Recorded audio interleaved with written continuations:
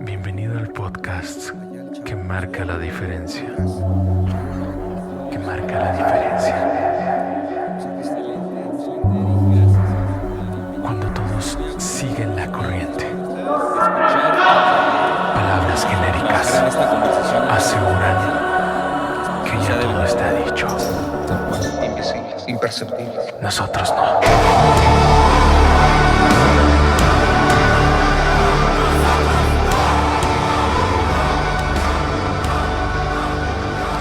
Hey amigos, ¿cómo están? Qué gusto saludarlos una mañana más. Pastor, ¿cómo estás?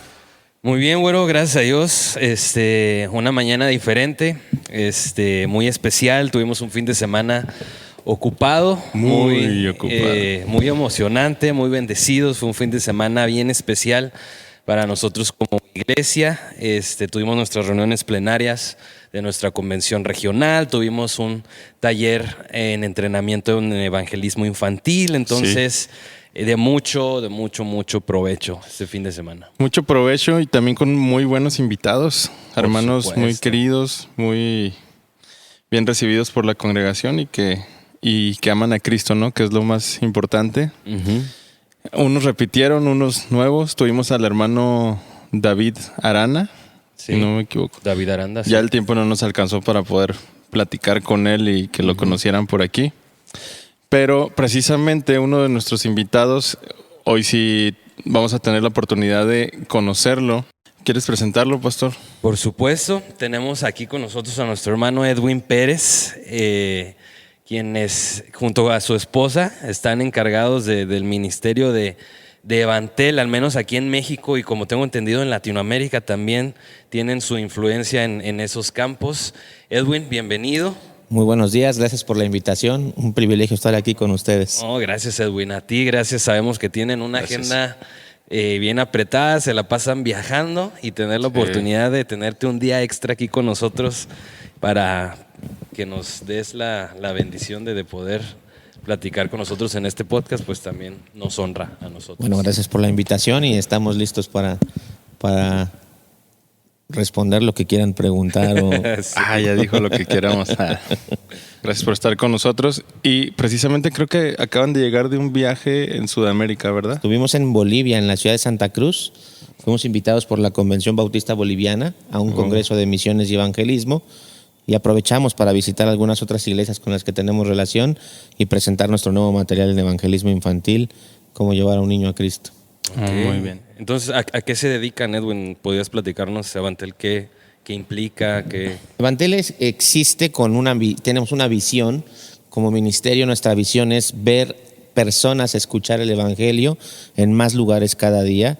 Entonces existimos nosotros para animar, equipar, inspirar creyentes e iglesias en el cómo compartir el evangelio de una forma clara y sencilla.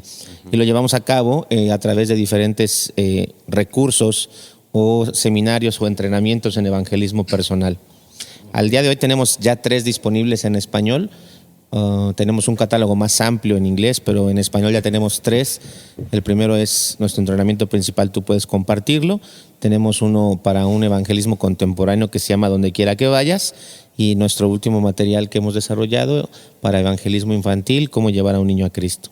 Ok. Wow, excelente. Entonces, ¿Evantel es a nivel Estados Unidos, a nivel México o es ahí en varias partes del mundo? Tenemos una visión global. Evantel tiene materiales traducidos en más de 60 idiomas. Wow. Hay presencia en Medio Oriente, en Asia, en algunos lugares de Europa. Y bueno, también en todo lo que es Latinoamérica. Desde el 2009 al día de hoy es que tenemos presencia en México, Centro y Suramérica. Entonces, ¿podríamos decir que ustedes son los representantes a nivel Latinoamérica? Sí, por la gracia de Dios nos ha permitido desde el 2021 ser la parte responsable de entrenar iglesias en México, Centro y Suramérica. Wow. Okay. Muy bien, Edwin. Increíble. Esta es la segunda vez incluso que nos visitas.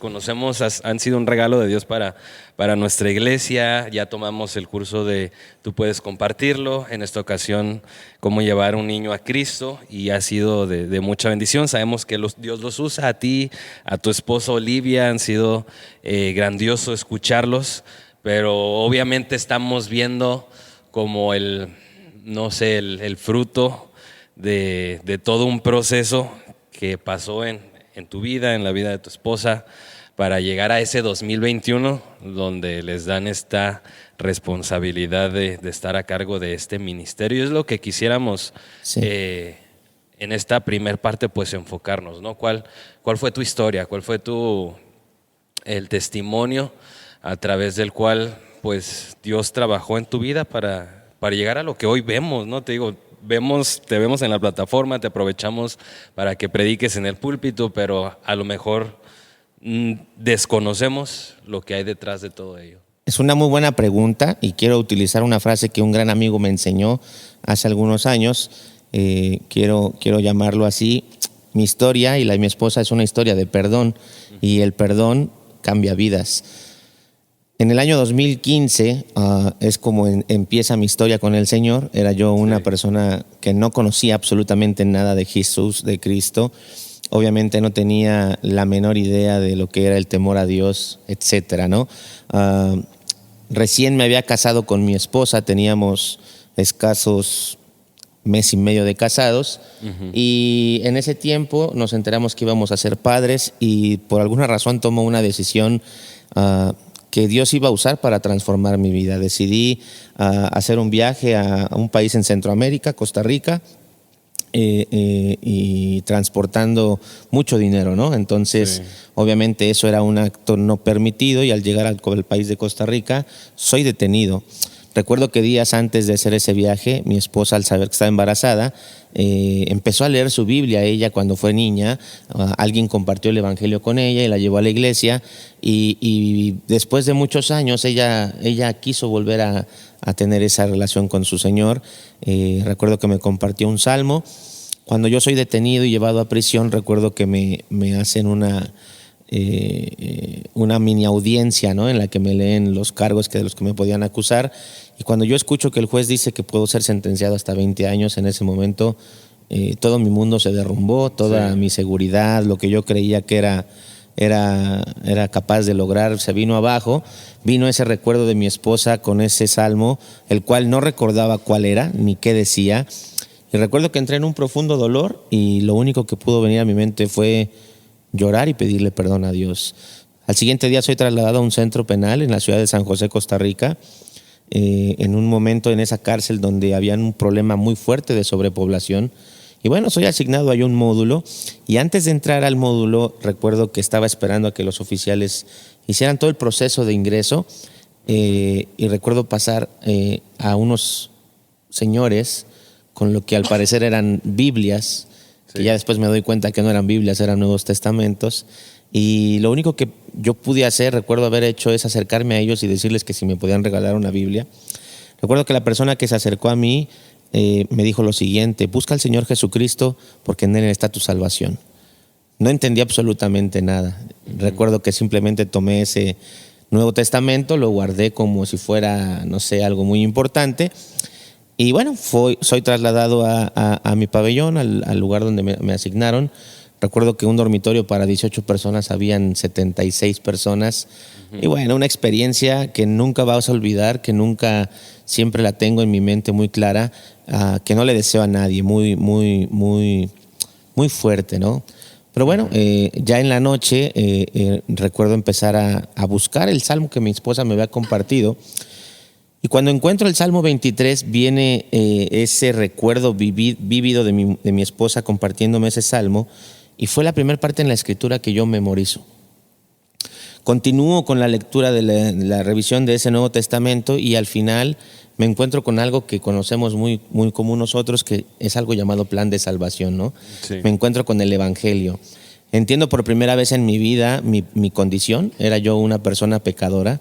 Y ese pecado me separaba de Dios. No había manera en la que yo pudiera intentar acercar a Dios por mi pecado. Ese día lo tuve tan claro cuando leí Romanos 3:23, por cuanto todos pecaron están destituidos de la gloria de Dios. Y algo que me impactó mucho era saber que no solamente por mi pecado estaba separado de Dios, sino que merecía un castigo. Ese castigo era la muerte eterna, la separación eterna, sino que iba a morir y iba a pasar la eternidad separado de Dios por siempre. Tuve mucho miedo, la verdad que tuve mucho temor. Empecé a entender el por qué siempre me sentí vacío e insatisfecho.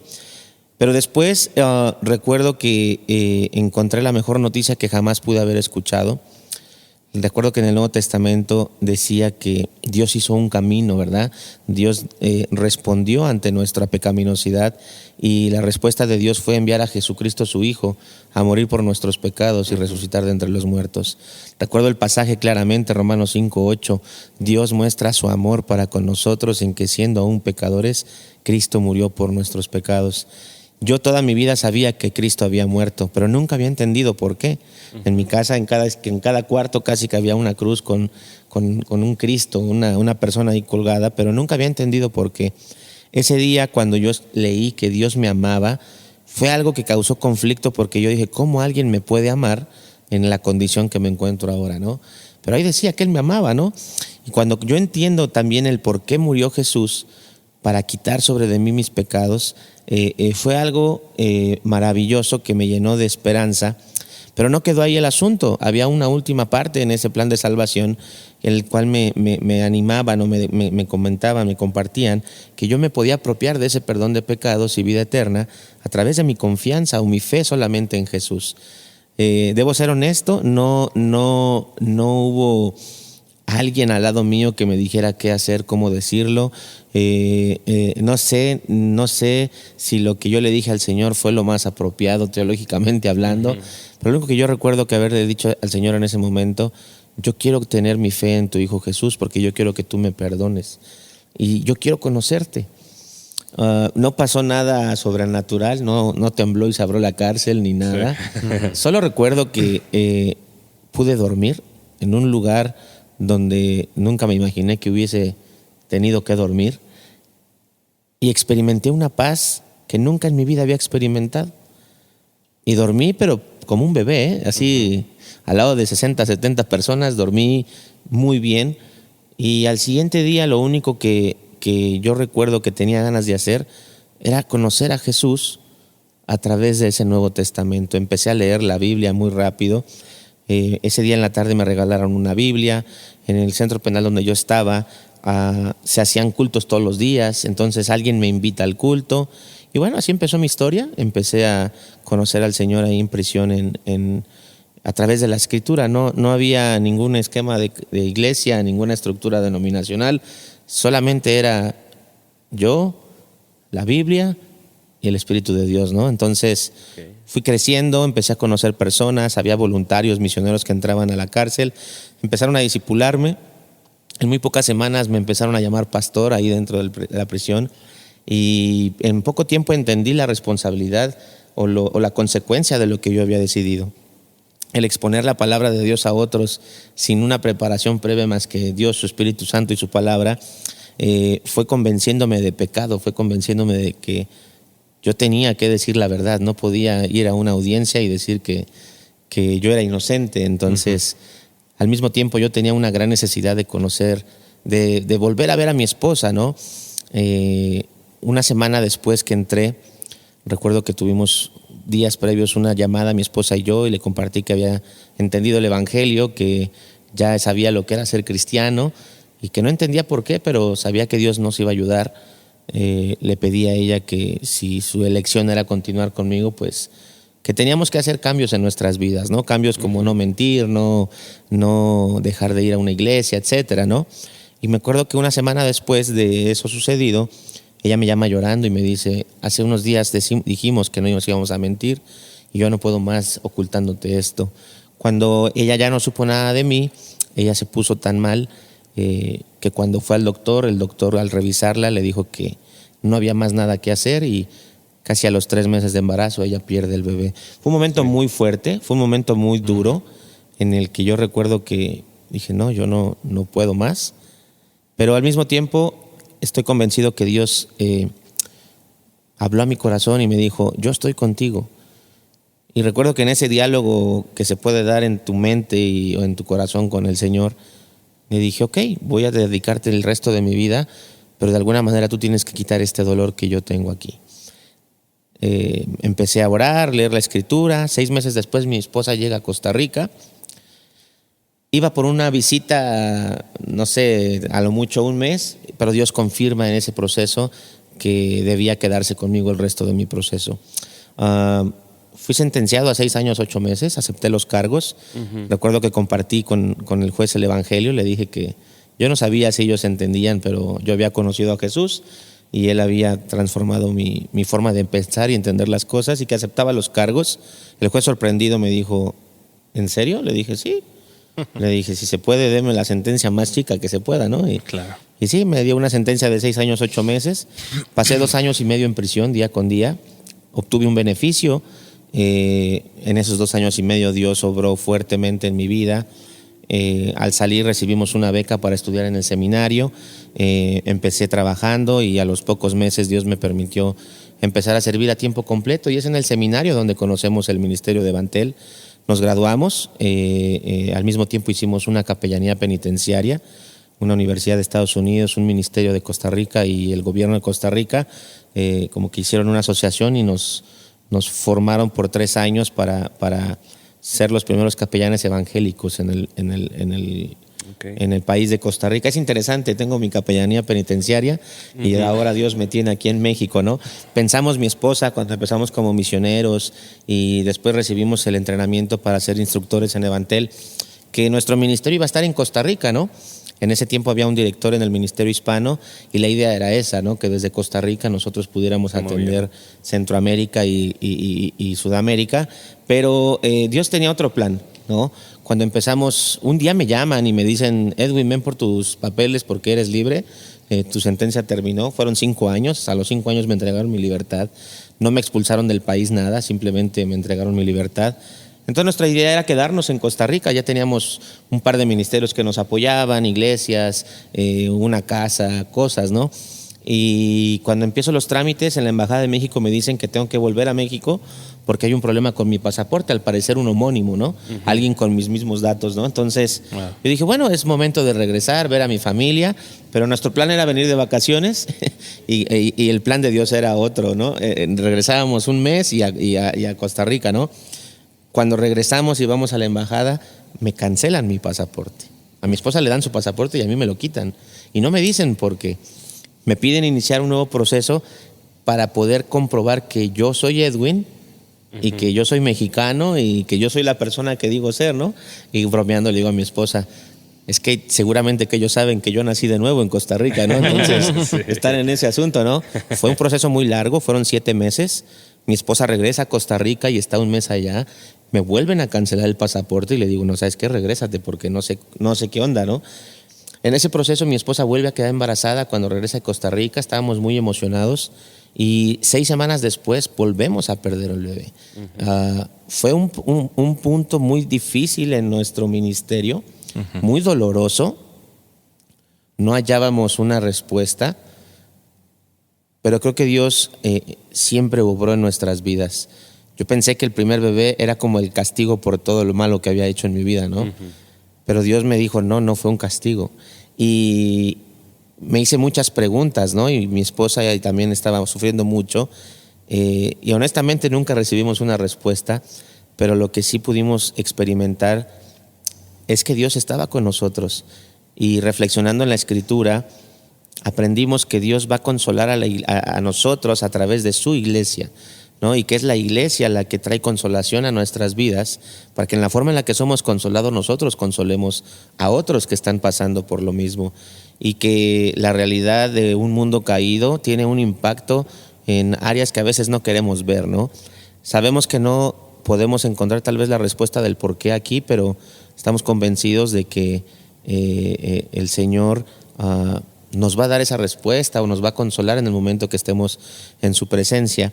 Fue un proceso muy duro, fue un proceso de 1 mes de lucha, de no querer continuar, de hablar con Dios, pero también fue un mes donde Dios trajo paz, trajo consolación, y en medio de nuestro dolor abrió una oportunidad para entrenar una iglesia en Irapuato. Decidimos atender la invitación. Unos hermanos misioneros vienen de Costa Rica a visitarnos Y fue como que la forma en la que Dios nos dijo, vean, yo tengo cuidado de ustedes, yo tengo un plan para ustedes en México. Fuimos a esa iglesia y a partir de ahí Dios nos abrió un abanico de oportunidades que jamás pudimos imaginar. Y fue a través de esa iglesia, Iglesia Bautista Antioquía en Irapuato, donde a través de su pastor y de los hermanos que nos reciben, pudimos experimentar el amor y la gracia de Dios y ese ánimo para seguir adelante. Recuerdo que después de ese entrenamiento, fue por ahí del mes de junio hasta diciembre, fueron cerca de 35 entrenamientos en 3 o 4 meses. Fue mucho trabajo, ¿no? Dios nos consuela, Dios nos permite continuar. Se da la oportunidad de ser nombrados oficialmente por Evantel en ese mismo año como entrenadores ejecutivos para Latinoamérica. Hay un cambio en la dirección del Ministerio Hispano y bueno, Dios nos da la gracia para poder seguir ahí. Y bueno, el resto es una muestra de la gracia de Dios. No pude regresar a Costa Rica 7 meses después. De que regresamos a México en 2020, me dicen que el motivo por la cancelación de mi pasaporte es que mi mamá al nacer me registró 2 veces. Sí. Y en ese momento le digo, Señor, ¿qué sentido del humor tienes?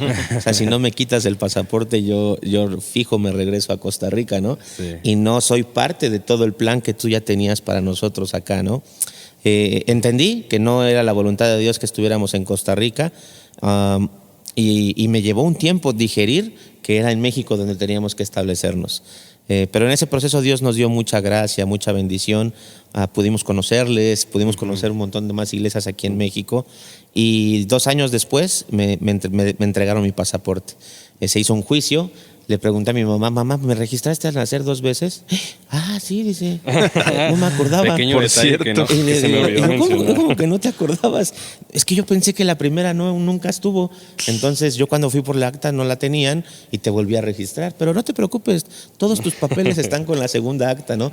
Y justamente fue la que se anula. Bueno, el juez validó todos mis documentos y todo. Fue algo muy chusco, pero yo le dije, Señor, ya entendí. Y creo que si no hubiera sido de esa forma, yo ya no estuviera tal vez ni platicando con ustedes, estuviéramos en otro lugar. Pero bueno, Dios ha sido fiel, nos ha permitido alcanzar cientos de iglesias, miles de personas, aún y cuando no podíamos salir de México, a través de redes o plataformas digitales hicimos un montón de entrenamientos. Una vez que nos entregan el pasaporte, ahora sí, pues todas esas iglesias empiezan a hacernos invitaciones, hemos podido regresar a Costa Rica, servir a través del ministerio, visitar países como Bolivia, Perú, la frontera con Brasil, Argentina. Y bueno, hay muchas más invitaciones que ahora lo que nos falta es agenda, ¿no? Pero bueno, es un poco de lo que tiempo, Dios bendito problema. Sí. Gracias sí, a Dios. Así fue muy breve. Hay muchos más que contar, pero una forma tal vez breve rápida de compartirse. En 10 palabras. Aquí fueron 10 minutos, ¿no? ¿Cuántos segundos decía el pastor Héctor? No, pues, 2000 segundos. No, pues es impresionante, es impactante y como dice el Evangelio, pues, es un vivo ejemplo de lo que es una nueva criatura, ¿no? Una transformación. Como lo decía al principio, el perdón cambia historias y es importante tenerlo claro porque es lo que recibimos de Dios cuando confiamos en Jesucristo, su Hijo. Es un perdón que puede cambiar la historia de cualquier persona. Dios no hace acepción de personas y Dios tiene la capacidad de cambiar el corazón más endurecido. Recuerdo que la primera vez que salí de prisión y tuve la oportunidad de compartir en una iglesia, uno siempre espera que tu esposa aunque sea te regañe, ¿no? Algo que te diga, ¿no? Uno espera esa palabra de afirmación, ¿no? Y me acuerdo que mi esposa no dijo absolutamente nada, estaba muda, ¿no? Y yo dije, ¿qué será que lo hice mal? A mí qué me importaba lo de los demás, ¿no? Me importaba saber qué pensaba mi esposa. Y ya recuerdo que al salir de la iglesia y estar caminando en el centro de San José, le dije, oye, ¿no me vas a decir nada? Y recuerdo que me abraza, llora y sus palabras fueron estas: nunca imaginé verte como lo hice el día de hoy. Sin lugar a dudas, Dios puede hacer cualquier cosa con una persona y tú eres un ejemplo de ello. ¿Y para qué me dijo eso, no? Me acuerdo que me puse a llorar y nos abrazamos, ¿no? Y entender que realmente Dios puede cambiar la vida de cualquier persona. Y lo único es que esta persona debe ser expuesta a esa oración, a ese mensaje de 10 palabras, ¿no? Que Cristo murió por nuestros pecados y resucitó de los muertos, y a través de la fe poder recibir ese perdón de pecados, el Espíritu de Dios, para poder ser transformados. Pero sí, definitivamente fue así. Muy bien, ok. Apenas íbamos a preguntar acerca de evangelismo. Sí, ¿verdad? Y me parece bien interesante algo de lo que me llamó mucho la atención de tu testimonio, Edwin. El miércoles pasado estuvimos compartiendo acerca de la suficiencia de las Escrituras, y veíamos un texto en 2 de Timoteo 3:15, donde Pablo le dice a Timoteo que las Sagradas Escrituras son las que nos dan la sabiduría para llevarnos a la salvación mediante la fe en Cristo Jesús.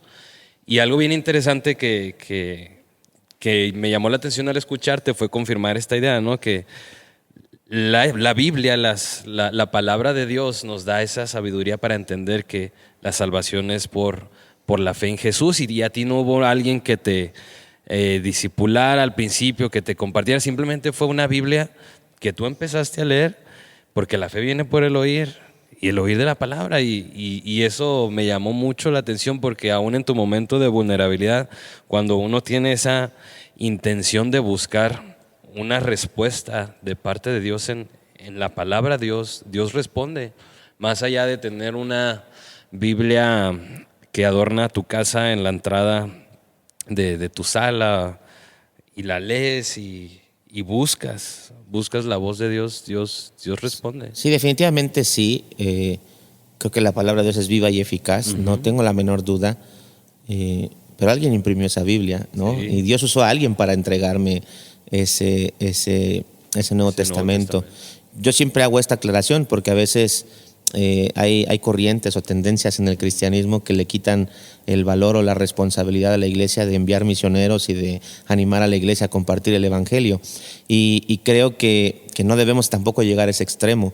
En mi caso muy particular, fue así como Dios elige salvarme, porque entendemos que la salvación es soberanía de Dios, pero Dios nos ha permitido ser sus colaboradores, ser el medio por el cual el mensaje llega a las personas. Ese Nuevo Testamento no me cayó del cielo. Sí.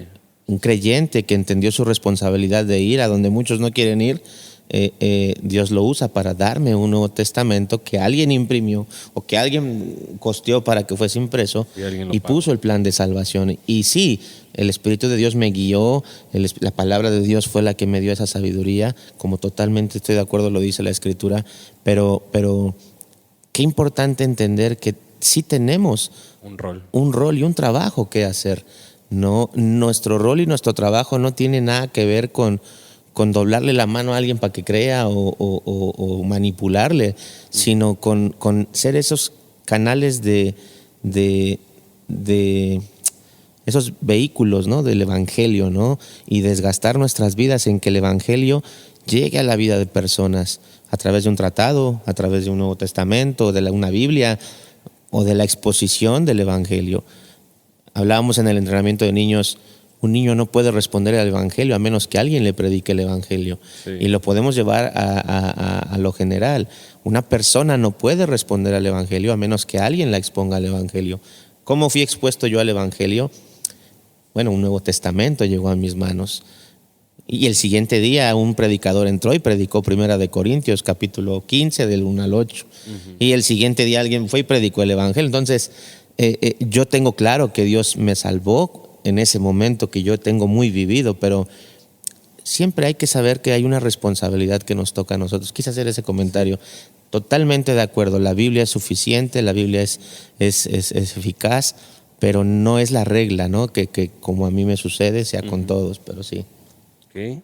Ahora que te dedicas tú a enseñar, a compartir el evangelio y que lo han practicado muchísimo ya, ¿cuál es el elemento más importante en nuestra tarea de ir y compartir las buenas noticias? Que tú dirías, esto no puede faltar en alguien que tiene este deseo de compartir. Bueno, definitivamente el elemento más importante en la predicación del evangelio es el evangelio, ¿no? a veces lo hemos hecho tan complicado porque lo sencillo que es el mensaje lo hemos adornado de tanta cosa que ya ni sabemos cuál es el mensaje. Creo que el primer elemento es preservar la claridad y la sencillez del Evangelio, ¿no? Y como lo hemos resumido en la Escritura, no es que nosotros lo inventamos, ahí está en la Escritura, en 10 palabras que cualquiera puede entender. Pero creo que otra cosa que se vuelve clave es entender el Evangelio de una manera integral, ¿no? No el Evangelio en una de sus ramas. Y déjame ser claro en esto. Hoy en día vivimos en una cultura donde se cree que el evangelismo o compartir el Evangelio tiene que ver con hacer solamente actividades. Y ir y hacer, no sé, un festival o un concierto. Y no digo que eso está mal, eso es muy bueno, pero eso no es solo el evangelismo. El Evangelio, compartir el Evangelio lo debemos entender como algo que es un estilo de vida en cada persona, en cada creyente, y donde el elemento relacional, donde el elemento de conocer a la persona, de saber cómo se llama, de tener conversaciones intencionales que invitan a querer saber más de lo que estás compartiendo, se vuelve elemental, porque entonces el Evangelio toma más relevancia, porque te estás interesando por aquel que quieres alcanzar. No digo que no se han alcanzado personas en campañas o en conciertos. Sí, muchas personas, conocemos cientos o miles de personas que llegaron a Cristo por un concierto, por una campaña evangelística, pero creemos y entendemos y lo vemos en la Escritura que la mayor efectividad se da en ese aspecto relacional. Sí, Pedro en su primer sermón le predicó a miles y 3,000 fueron salvos. Amén. Sí, pero no fue siempre esa la forma o el medio, ¿verdad? Sí. Vemos cómo creyentes se relacionan en comunidades, y invierten sus vidas y pasan tiempo con ellos. Y creo que esa es la forma también muy eficaz de poder entender el Evangelio. Entonces, yo lo diría en 3 formas. Elemento imprescindible del cómo compartir el Evangelio, pues el Evangelio, ¿no? En segundo lugar, entender la integridad o la forma completa de lo que el Evangelio o compartir el Evangelio implica. Sí, actividades de alcance, pero no poder olvidar que el evangelismo también debe ser un estilo de vida. La parte relacional es esa parte que más impacta, ¿no?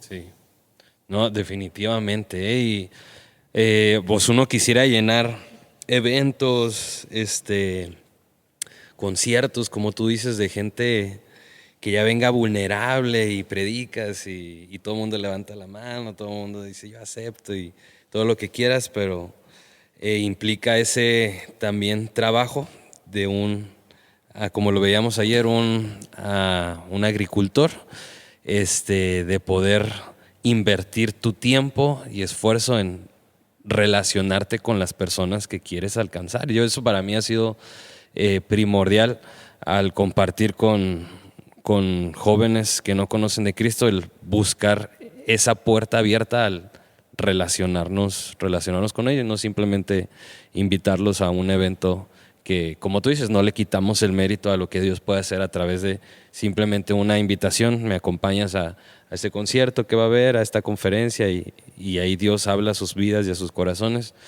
pero pues hacer también esa intención. Yo siempre animo mucho, llegamos a iglesias en donde es fuerte el hacer actividades. Yo les animo a no dejarlas de hacer. Síganlas haciendo, pero ahora véanlo con un enfoque diferente. Preparen un equipo cada vez más grande de la misma iglesia para que cuando sea la actividad y se haga la exposición del Evangelio de alcance o masiva, haya personas listas para identificar a aquellos que responden a la predicación del Evangelio y después tener esa conversación bien intencional, ¿no? De ¿qué fue lo que entendiste? ¿No? Entonces hay iglesias que después de hacer eso hacen grupitos de 10, de 15 y hay 2, 3 personas por grupito que ya están en ese acercamiento. Creo que no queremos mandar un mensaje que no es el apropiado. Sí. Sigan haciendo esas actividades, pero también nosotros animamos a empiecen a relacionarse con su comunidad, con las personas que están a su alrededor y compártanles también el Evangelio, para que entonces de una forma integral se vuelva un estilo de vida. Sí. Muy cierto. Sí, porque también se puede caer en un vicio o en una mala costumbre. Bueno, algo que me ha tocado ver en algunos casos, que las famosas iglesias, bueno, eventeras o de congreso.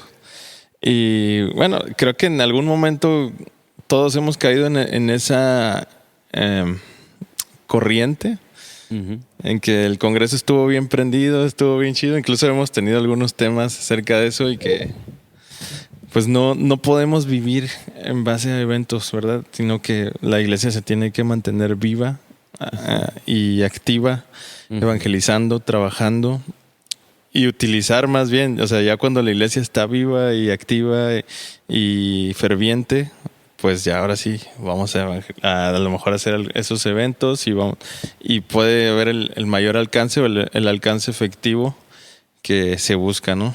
A través de eso. Muchas veces cuando no hay el enfoque correcto, cuando crees que porque hiciste el evento ya ganaste personas, es ahí donde te pierdes como la visión. Pero cuando tienes el enfoque correcto, que hay efectividad, cuando en tu iglesia hay una mentalidad de hacer el evangelismo un estilo de vida, cuando tienes la actividad de alcance, de manera natural, toda la iglesia va a involucrarse en quien venga. No solamente se le va a entretener y se le va a dar una emoción o algo que le lleve al éxtasis, sino que también vamos a tener un trabajo que hacer en darles ese seguimiento, en volverles a invitar y en que puedan sentirse en la familia que somos en una iglesia. Una iglesia que comparte el evangelio de manera natural se vuelve en una familia afectiva, en una familia amorosa, porque el creyente maduro va a amar y va a cuidar al creyente nuevo. Así ¿verdad? Y es un ciclo que no quisiéramos que nunca se rompiera. Y en el paso de los años es una iglesia que es sólida, que está en continuo crecimiento. Tal vez no tiene un crecimiento exponencial de si eran 100 ya son 300, pero si Dios quiere puede que lo hagan. Pero el crecimiento que Dios va permitiendo va a ser un crecimiento sólido, un crecimiento que va a echar raíces. Entonces va a haber mayor efectividad con el tiempo. Creo que algo que tenemos que aprender en la iglesia actualmente, estamos tan acostumbrados en el crecimiento exponencial de las empresas o corporativo que queremos que en la iglesia sea lo mismo. Ahora, Dios lo puede hacer, sí, pero no necesariamente tiene que hacerlo en todas las iglesias. Y debemos de tener el enfoque en lo que Dios nos está pidiendo como iglesia que hagamos. Y creo que la base siempre va a ser evangelio y discipulado. Compartir el evangelio y discipular personas. Y en la medida que seamos fieles en esa parte, creo que Dios va a ser fiel en traer a más personas a las que podamos evangelizar y discipular. Porque ¿qué pasa si el día de mañana tienes de un momento a otro 300 personas? ¿Estás listo para, ¿qué vas a hacer? para evangelizarles y discipularles?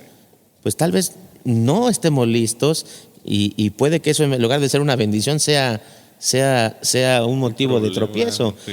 Pero cuando tienes 20 y esos 20 están listos, cuando ganen a otros 20, no solo los van a ganar, los van a discipular y ya van a tener 40 que van a estar listos para ganar otros 40, y de una forma más orgánica, más natural, la iglesia puede tener ese crecimiento exponencial. Claro que sí. Hay un elemento que también se arraigó mucho en la cultura de nuestra iglesia cuando vinieron la primera vez y tenía que ver con el elemento de la oración, porque incluso nos enseñaron un acróstico y fue algo que repetimos desde ese entonces, lo estamos haciendo. Oramos por Obes. Y no sé si quisieras darnos un resumen de lo que eso implica, la importancia de estar orando también al momento de... Yo creía ser un hombre de oración. Yo me relacioné con Dios de forma natural orando, ¿no? Pero cuando yo recibí esta enseñanza de Obes dije, ¿será? Yo nunca había imaginado que podía orar en el contexto evangelístico. Y en esta oración Obes está dentro de nuestra tercera sesión del entrenamiento, tú puedes compartirlo, donde la idea es llevar a la iglesia a entender cómo se puede ser eficaz en la evangelización. Y enseñamos que la efectividad no es por la capacidad oratoria que tengas o los grados académicos que has estudiado, sino que nuestra efectividad en la evangelización depende de qué tanta intimidad tienes con tu Señor y cómo te comunicas con Cristo, con el Señor, acerca de aquellos inconversos que queremos alcanzar con el Evangelio.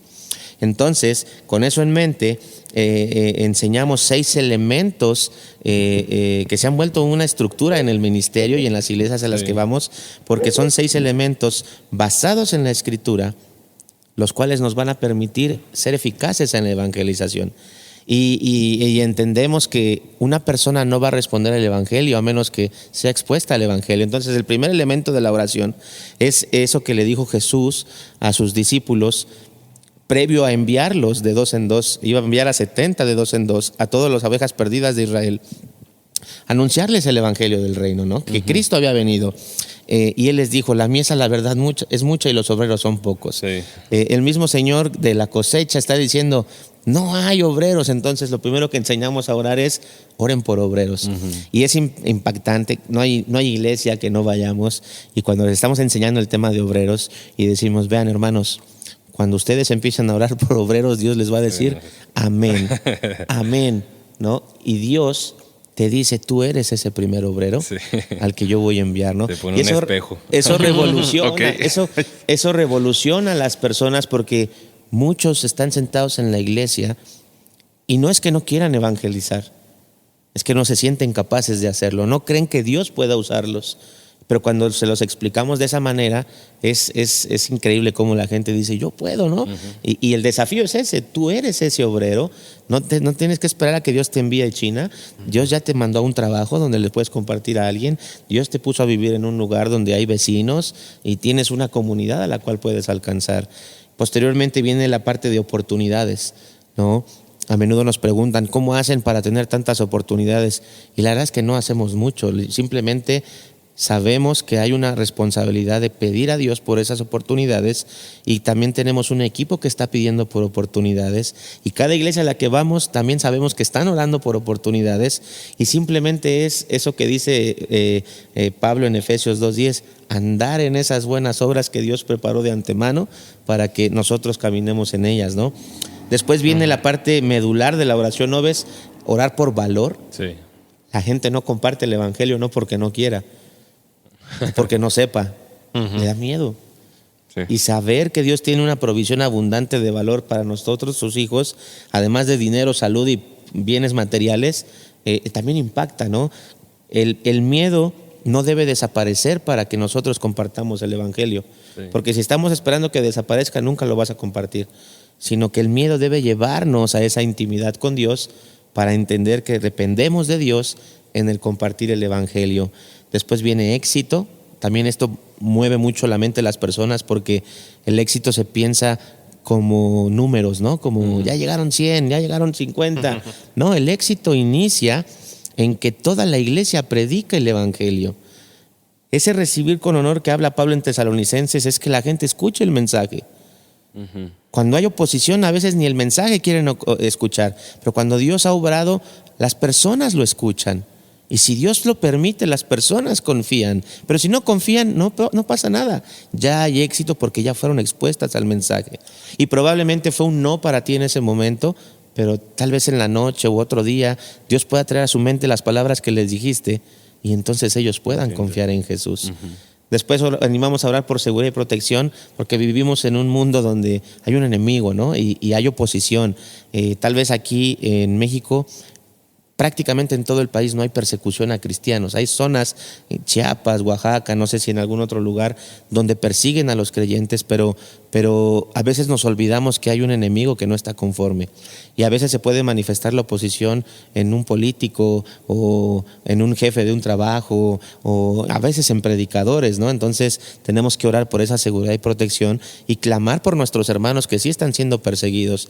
Y en último lugar, orar por la salvación de las personas. Sí. No es que Dios no conoce a aquellos que quieren que salvar, pero cuando tú oras por nombre y apellido por las personas, estás alineando tu corazón al corazón de Dios y estás entendiendo que Dios es el más importante, el que más le interesa que aquel que quieres alcanzar sea salvo.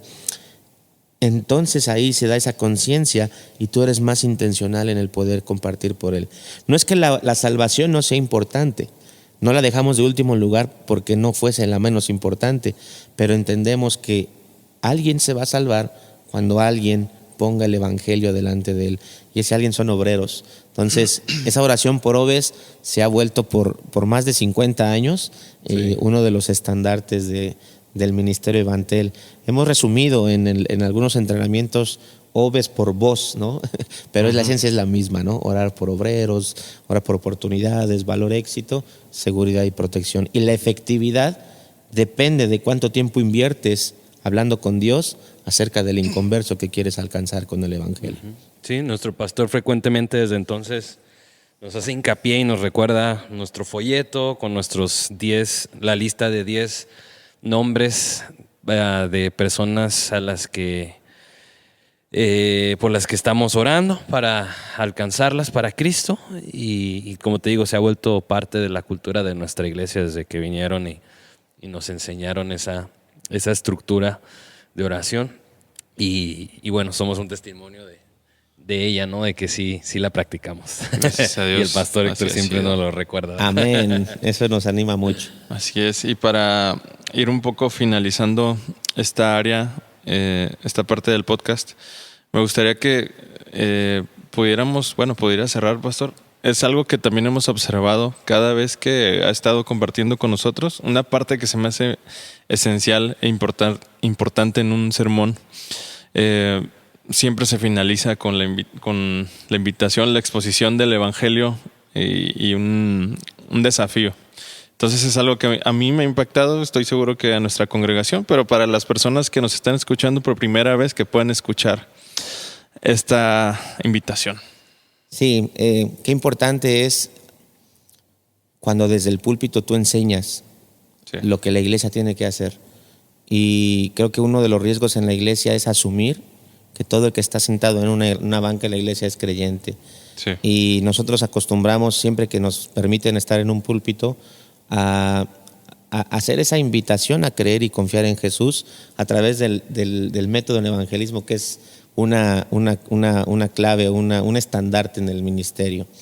Sí. Siempre exponemos estas 2 malas noticias y estas 2 buenas noticias, diciéndole a la audiencia que la Biblia contiene tanto malas noticias como buenas noticias, sabiendo y entendiendo que las malas noticias solamente tienen que ver con nosotros, y las buenas noticias tienen que ver con Dios.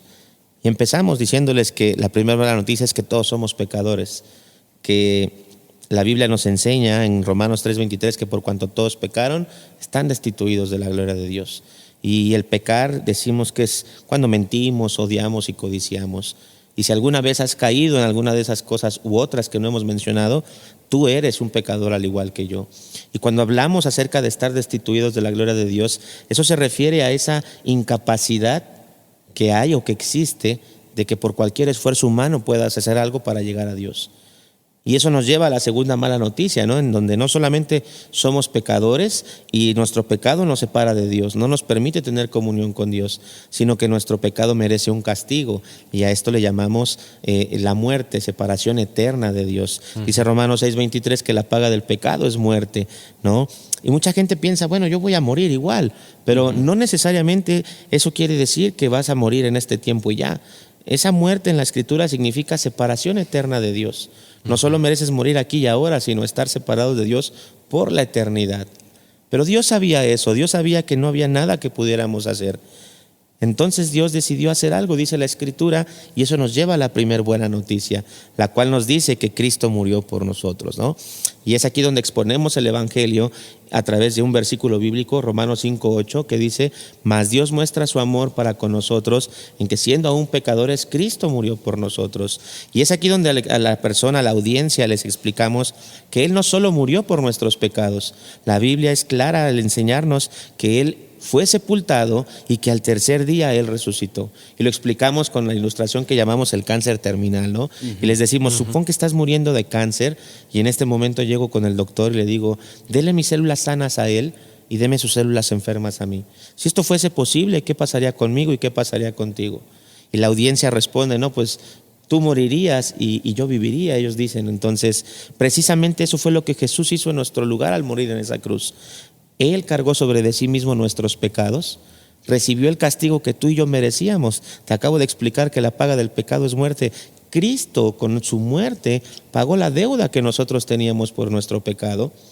Como evidencia de que Él murió es que Él fue sepultado, y una evidencia de que Dios aceptó su sacrificio como completo es que Él resucitó.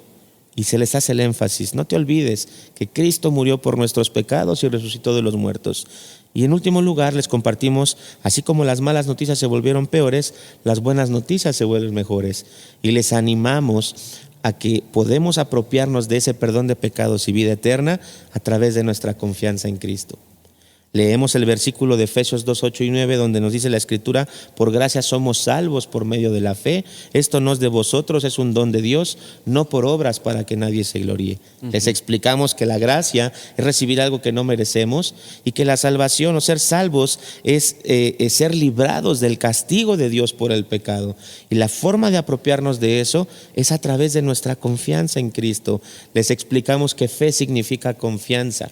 Y tenemos una ilustración muy interesante. Últimamente paro a la audiencia y luego les digo que se siente, ¿no? Y de esa forma ilustramos cómo, así como confías en una silla para que te sostenga sin ningún esfuerzo de tu parte, de la misma forma puedes confiar solamente en Cristo para obtener tu salvación sin ningún esfuerzo tuyo.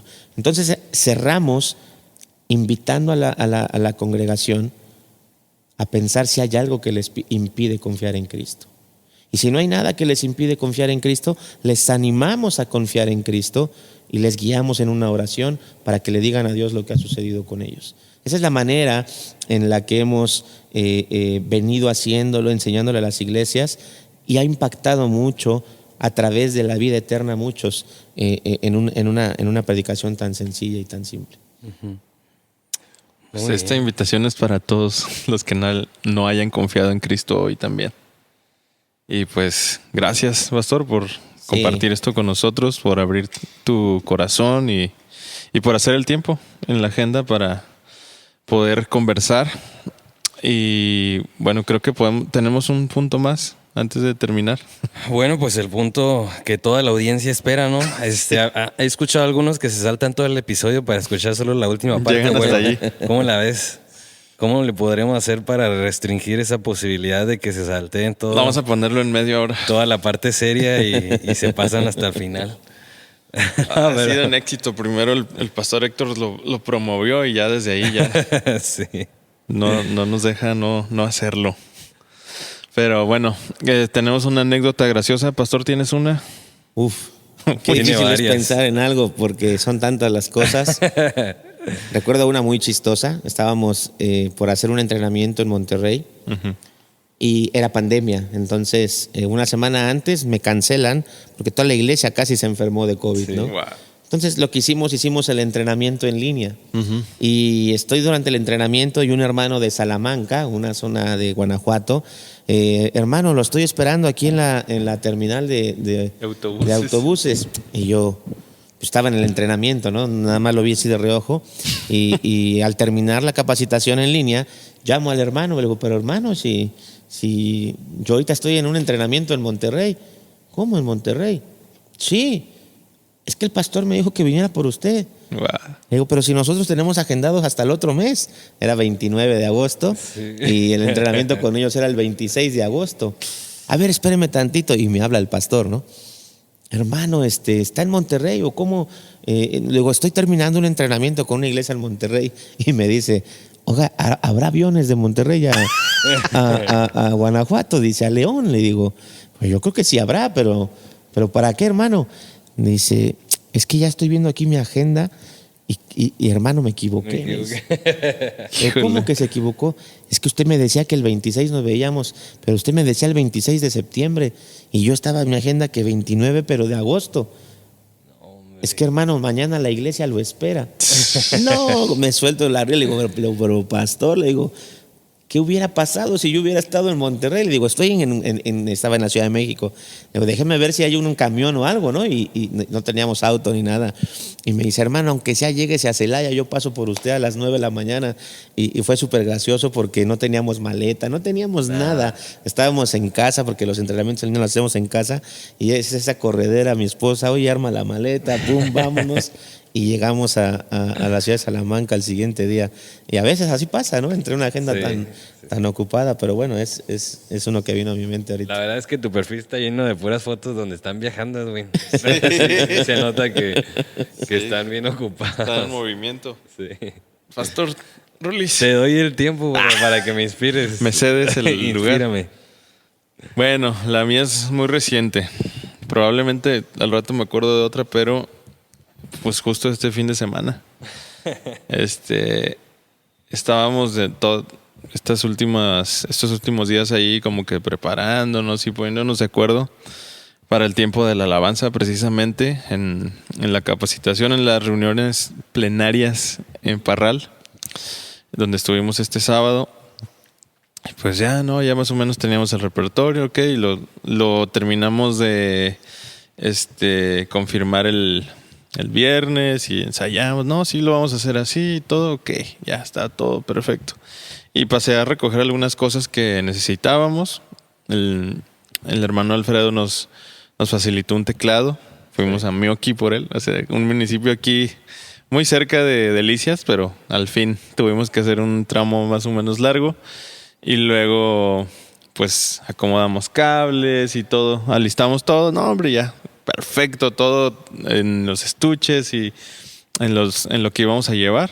No, hombre, esta vez todo va a salir perfecto. No, tenemos muchas anécdotas porque ya ven que la temporada pasada conté que también algo pasó en el viaje pasado. Es una historia repetida, güero. La vez pasada fue mi cartera. Ahora ya tenía todo y dije, no, esta vez nada va a salir mal. Todo está perfecto. Pues salimos en la mañana, temprano, todo el tiempo, llegamos al camión y subimos, mi esposa me iba a ayudar. Siempre ella hace lo imposible por ayudarme a cargar cosas y yo le digo, no, amor, no cargues nada. ¿Se te da pena que me vean cargando? Y le dije, no, pero pues yo lo hago. Son mis instrumentos. Entonces me ayudó con algunas cosas. Las puso en la cajuela del camión y yo dije, no, yo me llevo lo más pesado. Entonces entré al templo a poner una funda para una bocina, la saqué, la echamos al camión y en mi mente fue como que esto es lo más pesado, ya acabé. O sea, como que ya, misión cumplida, no necesito hacer nada más, ya. Pues de una vez me subo al camión, ya está cerrado el carro, Simón, vámonos. Entonces llegamos a Parral. Para esto hubo algunos contratiempos en la carretera por los que llegamos un poco tarde, como 20 minutos. Moraleja, chicos de la banda, váyanse con tiempo de anticipación. Y pues ya llegamos y está los que no conocen Parral, es una ciudad de cerros, podemos decirlo así. Muy montañosa. Montañas, es muy montañosa. Es muy... Muchas bajadas y subidas. Sí, cuadras elevadas y así, sube y baja toda la ciudad. Entonces tuvo que estacionarse el camión pues en un área accesible, ¿no? Baja donde pudiera estar. Y allí otros hermanos nos llevaron con camionetas y etcétera. Entonces, pues dice el pastor Héctor, no, los de la alabanza de volada porque se instalen y todo. Ahí vamos corriendo, no, que la bocina, no. Y ya, llegamos al templo y ya estaban los hermanos cantando. La pura vergüenza y nosotros llegando así con el equipo y todo. Y ya pues total que nos dice, hermanos, nos dice desde el púlpito, si quieren ya acomódense, traigan el equipo, lo que van a poner para que de volada. No, pues que sí, entonces volteo y busco el teclado en la funda del teclado y dije, no, se quedó en el camión. Entonces le hablo al pastor Héctor. Le pregunto, pastor, ¿se puede entrar el teclado, por favor? Es que no nos lo trajimos. Y, déjame ver. Ahorita revisamos aquí en la cajuela. Entonces sí. Ya llega el chofer y abren la cajuela y no hay ningún teclado, me dice. No hay teclado. ¿Cómo? No está. Y yo así dentro de mí, Saraí nada más me volteó a ver y le dije, no me lo traje. Ay, güero. No me traje el teclado. ¿Cuántas Y los veces se chavos- va a repetir esta historia? Y los chavos también así viéndome, ay, Estás compensando tu pecado, Manuel. estoy compensando, algo estoy pagando. No, el chiste es que ya cuando veníamos de regreso, bueno, nos acoplamos con lo que había, pues ahí con una guitarra y todo, y pues salió el evento muy bien y todo fue de bendición. Pero creo que lo más gracioso fue cuando veníamos de regreso, porque hicimos una parada en una caseta y pues todos al baño y así un refresco y todo. Y me dice el pastor Héctor, nos topamos en el baño y me dice, ¿que sí apareció el piano o no? Le digo, no, nunca iba a aparecer. Ay, Porque es que, nunca lo... pasó Héctor sí tira carrilla así de forma pasiva. Sí, ¿verdad? sí. Se esperó ese momento para decírmelo. Sus domingueras son buenísimas. Sí. Ayer me tiré varias ahí en la clase, buenísimas. No, hombre, no. sí, está Muy muy buena. Y pues ya, moraleja, hagan un checklist. Sí, tomen Antes sus de salir. vitaminas y minerales también. Todo por servir se acaba. Sí. Y bueno, pues finalmente la mía. Fíjate, me acabo de acordar, la última vez que compartí, que prediqué aquí en el púlpito, estaba hablando acerca de la ceguera espiritual. Y tenemos 2 cultos. El segundo culto es el único que se transmite. Y algunos de los errores que pasan en el primer culto, pues solamente se quedan para la posteridad. la posteridad y para quienes se levantaron temprano al primer culto. Traía como una venda que me ponía en los ojos para ilustrar esta incapacidad que tenemos de ver la realidad espiritual cuando no estamos en Cristo y bla, bla, bla. Bueno, quería ser un poco más dinámico, me puse una venda en los ojos. En el segundo culto todo muy bien, ¿no? Y lo pueden ver en la transmisión y todo se ve muy serio, pero hay un antecedente en el primer culto. La venda estaba muy larga, entonces antes de subirme le pedí a mi esposa que la recortara para que no quedara volando. Entonces, para quienes me conocen físicamente, pues mi cabeza tiene medidas más grandes de las del promedio, ¿no? Entonces, me acuerdo que me subí ya al primer momento que intenté ponerme la venda. No alcanzo a cerrarla. Y rayos, pues ya mi ilustración va a perder toda la seriedad que tenía planeado. Y dejé el micrófono en el púlpito pues para usar las 2 manos y ponerme la venda. Y no sé por qué, como en la frustración, pues, le digo a mi esposa, según yo pensándolo en mi mente, o sea, pensé en voz alta, y digo, Yamilet, me quedó muy corta. Así, pero pues escuchando. Lo dijiste aquí enfrente. En el micrófono, ¿no? Entonces riendo. Y lo más gracioso fue que después mi esposa me grita, es que la estás tomando doblada. O sea, yo tomé la venda doblada a la mitad. Ajá. Y luego ya me doy cuenta y la extiendo y luego, sí, era más larga, ¿no? Entonces, pues ya trato de retomar la seriedad de lo que estábamos hablando y me la pongo. Pero fue algo especial para los del primer culto, que no quedó Los grabado. bloopers. Es el chiste para unos pocos. Muy buena para recordar. Pues ha sido un gusto tenerte, Muchas Pastor gracias. Edwin. Gracias por venir. Sigan una adelante, vez más. muchachos. No, gracias. Gracias. Pastor Rulis. No, Dios les bendiga, gracias por escucharnos. Si fue bendición, ahí compártelo en tus redes, mándanos mensaje. Si hay algún testimonio, si tienes alguna pregunta que quisieras que resolvamos, alguna crisis de fe que quisieras también que comentáramos y conversáramos acerca de ello, estamos dispuestos también a traerlo a la mesa. Damos gracias a Dios porque estamos grabando por fe también. Sí. en el presente, el pasado, futuro. Bueno, ya después lo van a entender, pero pues sí se cumplió este propósito y gracias a Dios por este capítulo. Dios les bendiga, amigos. Pastor Edwin, Dios te bendiga. Igualmente, Dios les bendiga. Un abrazo. Bye. Nosotros no.